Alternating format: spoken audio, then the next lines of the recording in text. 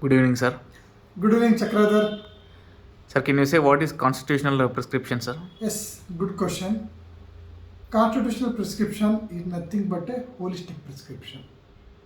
So, what we need to understand is in the beginning days, Hahnemann used to prescribe on the common symptoms of disease. Hahnemann was prescribing belladonna for almost all cases of scarlet fever.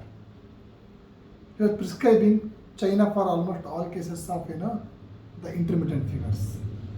Hahnemann was initially prescribing on the common symptoms of disease, but the principle was similis inverse currenter. In some cases, there was a good result. In some cases, the results were less.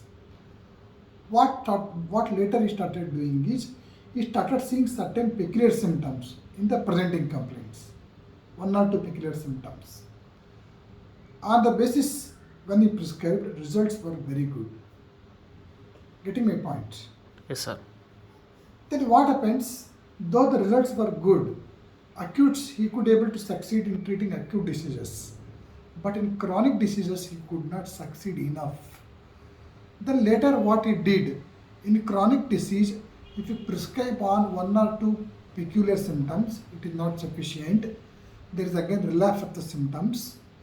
So if you want to treat chronic disease, then what he considered, if we consider the physical makeup of the patient, its social and domestic relation, mode of life, okay, the way the patient reacts with the surrounding environment, by considering the overall expression of the patient, then when he gives the remedy, he was able to give good result, everlasting results.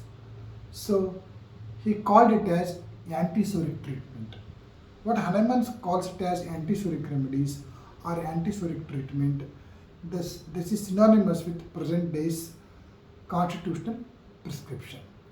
So constitutional prescription means patient as a whole, patient as a globe, the reaction of the patient as a globe to the environment. That that is called prescribing on this is called constitutional prescription. Thank you, sir. Thank you. And we have one more thing. What are the advantages of constitutional prescription? If we see, for example, many times we see in our OPD, in our clinical practice that there is a single patient but suffering from half dozen diseases. Many times patients come to us. What is your complaint? They might have come to us for psoriasis. But when you ask, patient is also suffering from diabetes, hypertension, suffering from migraine, suffering from hypothyroidism. One patient, but half dozen diagnoses, sometimes a dozen diagnoses. Patient is taking nearly a dozen medicines. Patients are eating medicines like food.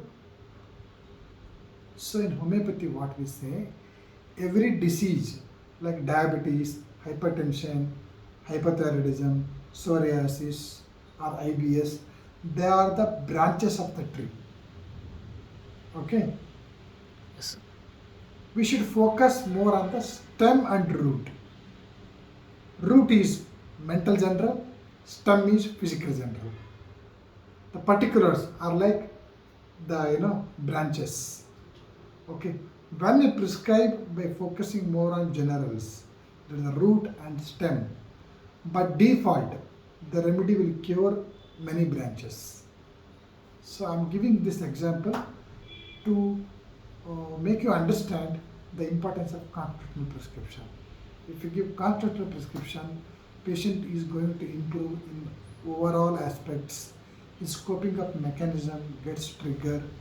Patient as a person starts doing well. The benefits of constitutional prescription is infinite. This is my version. Thank you, sir. Yes, bye.